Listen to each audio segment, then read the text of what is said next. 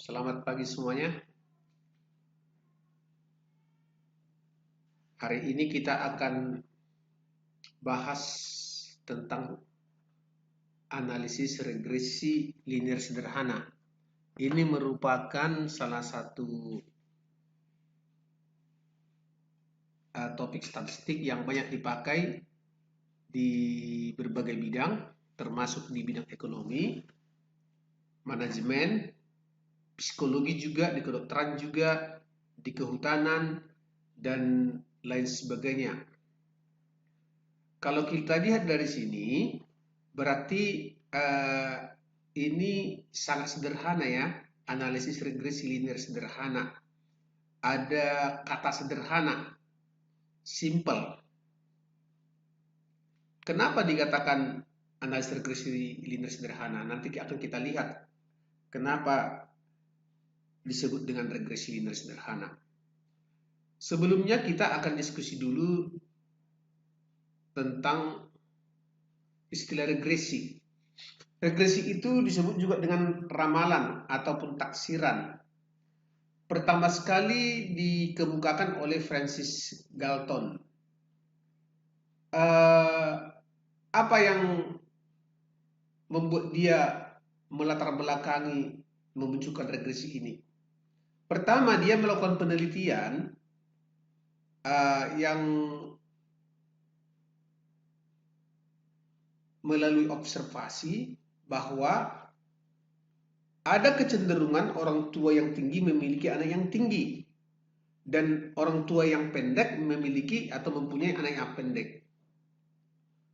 Kemudian dikatakan juga di sana bahwa distribusi dari satu populasi tidak berubah secara menyolok dari generasi ke generasi.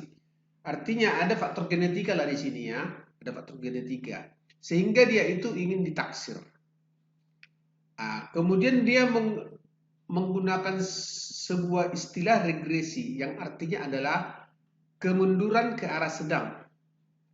Kemunduran ke arah sedang. Jadi bagaimana hubungan antara tinggi badan orang tua dengan tinggi badan anak? Atau pengaruh dari tinggi badan orang tua dengan tinggi badan anak?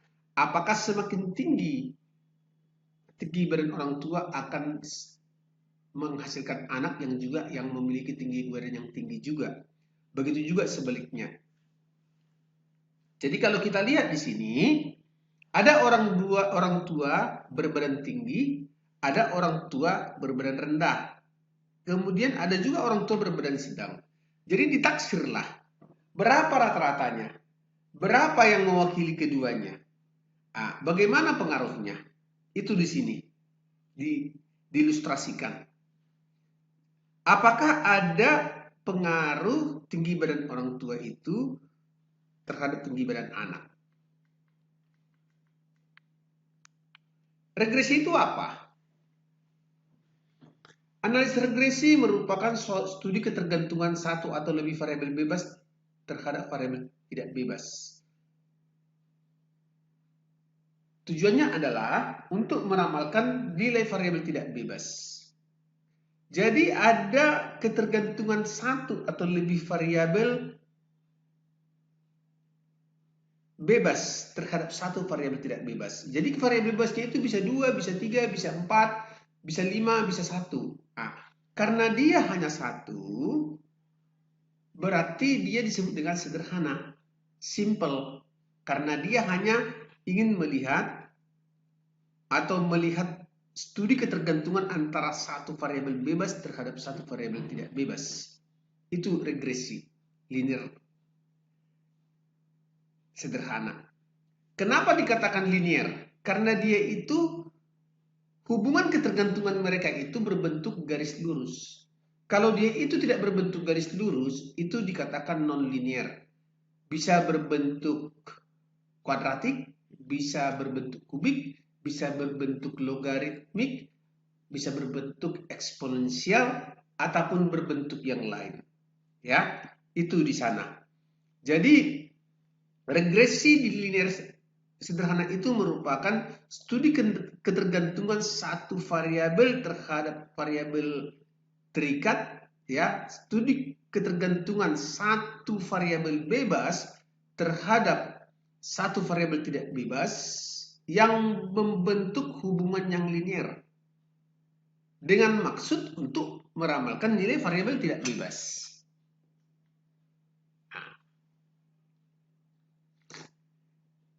Di sini kita lihat bagaimana implementasi.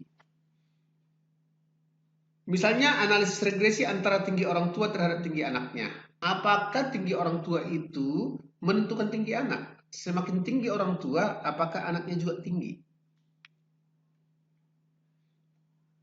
Kedua, analisis regresi antara pendapatan terhadap konsumsi. Ini berbicara di sini kita berbicara regresi linear sederhana semua ya. Analisis regresi antara pendapatan terhadap konsumsi rumah tangga. Semakin tinggi pendapatan, kemungkinan besar konsumsi akan semakin meningkat. Kemudian, analisis regresi antara harga terhadap penjualan barang. Semakin mahal harga, semakin berkurang penjualan. Coba kita bandingkan antara 2 dan 3. Semakin tinggi pendapatan, semakin tinggi konsumsi. Berarti itu artinya hubungan mereka itu lurus. Berbanding lurus. Kenapa dikatakan berbanding lurus? Karena kenaikan dari variabel bebas X akan meningkatkan juga variabel Y. Nah, kalau analisis regresi antara harga terhadap penjualan barang, itu dikatakan berbanding terbalik. Kenapa dikatakan berbanding terbalik? Karena jika harga semakin naik, maka penjualan barang akan menurun. Nah, harga semakin naik, penjualan barang akan menurun. Kemudian ada lagi analisis regresi antara tingkat upah terhadap tingkat pengangguran. Ini juga berbanding lurus. Semakin tinggi tingkat upah, akan meningkatkan pengangguran. Kenapa? Perusahaan yang mempekerjakan akan merasa kesulitan untuk membayar gaji mereka. Nah, tingkat suku bunga bank terhadap harga saham. Ini juga bisa. Bagaimana pengaruh suku bunga? Semakin tinggi suku bunga, apakah harga saham akan meningkat? Apakah harga saham akan menurun? Nah, untuk ini perlu kita kaji berdasarkan data yang ada. Kemudian analisis regresi antara biaya periklanan terhadap volume penjualan perusahaan. Semakin tinggi biaya periklanan, apakah semakin tinggi volume penjualan perusahaan? Demikian. Nah. Kemudian di sini ada hubungan ketergantungan secara statistik. Ada hubungan fungsional. Nah, kita akan berbicara hubungan kausal karena regresi itu berbicara kausal, konsumsi dengan pendapatan, masa kerja dengan produktivitas, iklan dengan penjualan. Penjualan meningkat karena iklan. Produktivitas meningkat karena masa kerja. Pendapatan meningkat karena apa? Atau konsumsi meningkat karena pendapatan yang meningkat. Itu dikatakan adalah hubungan yang kausal. Ada ketergantungan statistik. Ada sebab akibat di antara keduanya. Tapi kalau fungsional beda. Fungsi likuiditas itu dengan aktiva lancar. Ya, mereka berhubungan secara fungsional, tapi tidak sebab akibat. Apakah semakin tinggi likuiditas itu akan meningkat aktiva lancar? Belum tahu kita. Oh, itu hanya fungsinya. Bahwa likuiditas itu fungsinya itu untuk aktiva lancar. Dan memang contohnya likuiditas. Likuiditas itu adalah aset lancar dibagi dengan kewajiban lancar. Berarti kan aset lancar itu merupakan salah satu bagian dari berada di dalam likuiditas. Kedua, produktivitas dengan hasil produksi. Produktivitas itu semakin tinggi tidak mengatakan menjadi hasil produksi semakin tinggi, enggak. Produktivitas merupakan fungsi dari hasil produksi. Outcome-nya, hasil produksi yang tinggi menunjukkan produktivitas yang tinggi. Upah karyawan dengan jam kerja, itu kan fungsi kerja mereka. Karyawan yang semakin lama bekerja, jam kerjanya ya tentu akan semakin meningkat upahnya. Itu terkait juga dengan lembur. Itu di sini ya. Nah, kemudian saya juga ingin menjelaskan apa perbedaan antara regresi dengan korelasi. Jadi kalau regresi itu menunjukkan pengaruh, korelasi itu hanya hubungan. Dalam regresi ada yang disebut dengan istilah variabel tergantung dan ada variabel yang menggantung. Atau disebut dengan dependent variabel dan independent variabel. Variabel independen itu disebut dengan variabel bebas, variabel tergantung itu disebut dengan variabel tidak bebas. Sementara dia apa? Di korelasi tidak ada seperti itu. Yang ada adalah istilah ada saling berhubungan antara X dengan Y. Hanya hubungan saja. X berhubungan dengan Y berhubungan dengan X. Beda ya dengan apa ya? Itu hanya saling berhubungan. Kalau resiprokal beda. Resiprokal A mempengaruhi Y, X mempengaruhi Y, atau Y mempengaruhi X. Tapi kalau di sini korelasi itu hanya menandakan hubungan antara variabel X dan variabel Y dengan variabel Y. Tidak ada dikatakan di sana X itu sebagai variabel bebas, Y itu sebagai variabel tidak bebas. Dan ingat, biasanya kalau hubungan antara X dengan Y itu positif, pengaruhnya juga akan cenderung sama. Pengaruh X terhadap Y positif. Itu yang perlu Anda harus pahami. Atau kita harus pahami kalau kita belajar tentang regresi. Jadi tanda-tanda itu positif atau negatif itu sangat mempengaruhi. Dimana kalau tanda positif biasanya menandakan pengaruh yang menunjukkan adanya hubungan yang lurus. Dimana semakin tinggi X, maka Y akan semakin meningkat. Nah, kalau dia itu tanda negatif, itu menunjukkan hubungan yang terbalik. Di mana semakin tinggi X, kecenderungannya Y akan semakin menurun.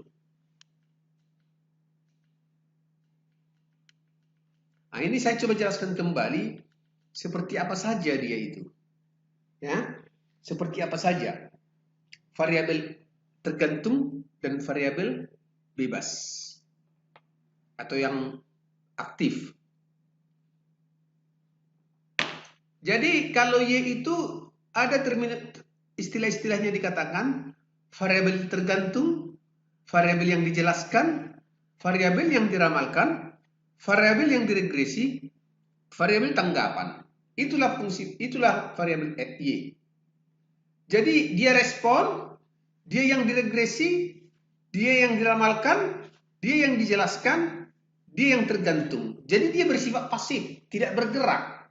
Jadi dia menunggu dari hasil pergerakan dari X yang ada. Dimana kalau X-nya itu sama dengan 1, berarti sederhana, lebih dari 1 itu berganda. Jadi X itu yang mengalami dinamika. Ya, yang bergerak secara dinamik. Kadang naik, kadang turun, kadang tetap, kadang naik, kadang turun, tetap, dan seterusnya.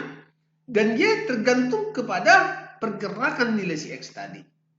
Itulah kenapa dia dikatakan menjadi variabel tidak bebas. Dan X itu merupakan variabel bebas. Karena dia sangat terikat terhadap apa yang terjadi dengan di X. Nah, di sini ada beberapa rumus yang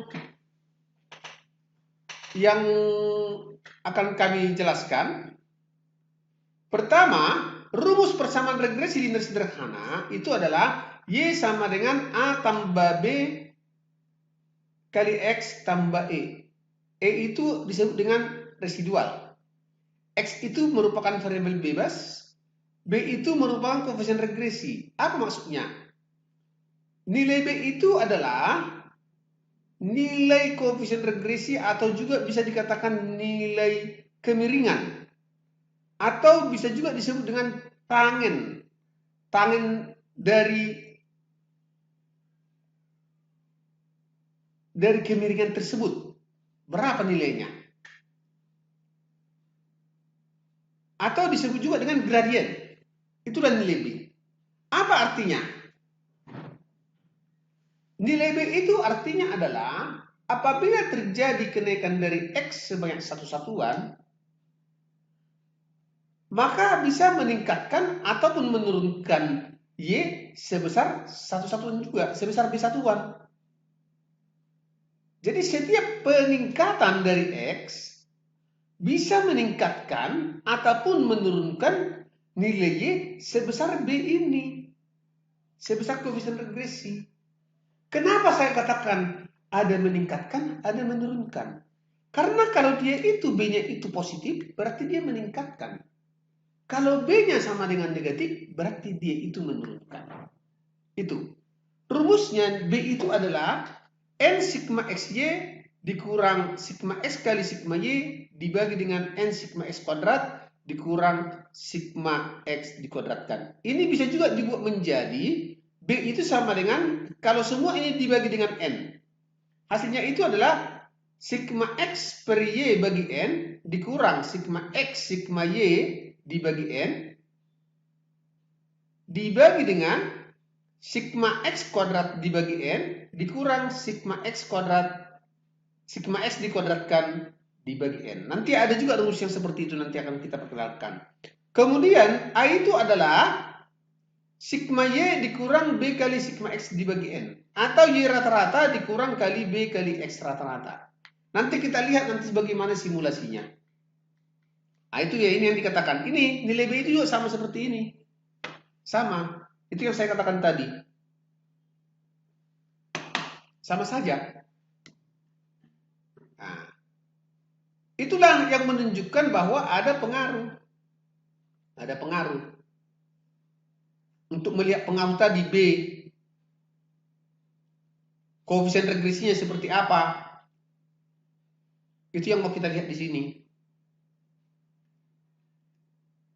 Otomatis B0 sama dengan Y rata-rata dikurang B1 kali X rata-rata.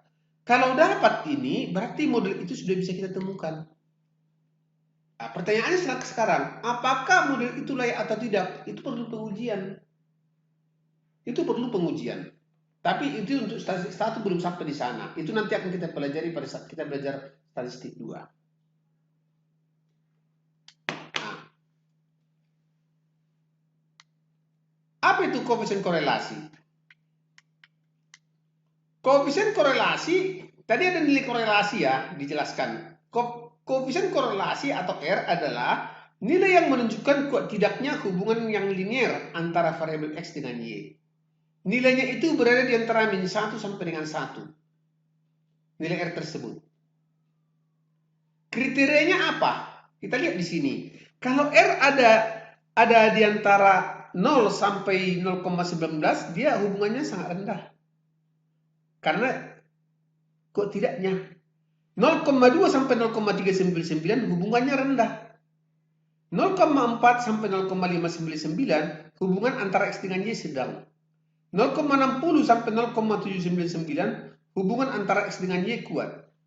Dan terakhir adalah jika nilai R antara 0,8 sampai 0,99 itu sangat kuat. Kalau dia R sama dengan 1 itu sempurna, sama dengan 0. Itu betul-betul tegak lurus. Sudutnya 90. Tangen 90 itu sama dengan 1. Nah, koefisien determinasi itu adalah nilai yang menunjukkan seberapa besar kemampuan variabel X menjelaskan keragaman dari variabel Y. Jadi sejauh mana dikut kemampuan dia itu untuk menjelaskan keragaman daripada Y. Inilah rumus koefisien korelasi. R sama dengan N sigma XY dikurang sigma X kali sigma Y dibagi dengan akar sigma X kuadrat dikurang sigma X dikuadratkan dikali N sigma Y kuadrat dikurang sigma X dikuadrat, sigma Y dikuadratkan. Kalau koefisien determinasi, rumusnya adalah R kuadrat kali 100%. Nah, jika korelasi itu positif, berarti hubungan antara X dan Y lurus. Di mana jika X makin besar, Y makin besar. Jika nilai koefisien korelasi negatif, berarti hubungan X dengan Y terbalik. Di mana jika X makin besar, Y makin kecil. Nah, di sini ada sebuah kasus. Sebuah kasus, nanti kita diskusikan dengan kasus yang lain dalam video yang berbeda. Ini dulu kita bahas. Suatu penelitian pemasaran bertujuan untuk mengetahui pengaruh biaya promosi sebuah hotel terhadap penjualan hotel tersebut. Karena itu sebanyak 10 bulan tertentu dipilih secara acak. Kemudian diperiksa berapa biaya promosi yang dikeluarkan dan penjualannya berapa. Nah, ini datanya. Ini adalah data yang menunjukkan hubungan antara biaya promosi dengan penjualan pada sebuah hotel. Nah, sebelum kita mulai ke sana, saya akan close dulu ini supaya jangan terlalu tebal, terlalu besar memori untuk videonya. Yang penting itu untuk tahap pertama dulu adalah mengenal rumus. Untuk aplikasi kita lanjutkan setelah ini. Terima kasih.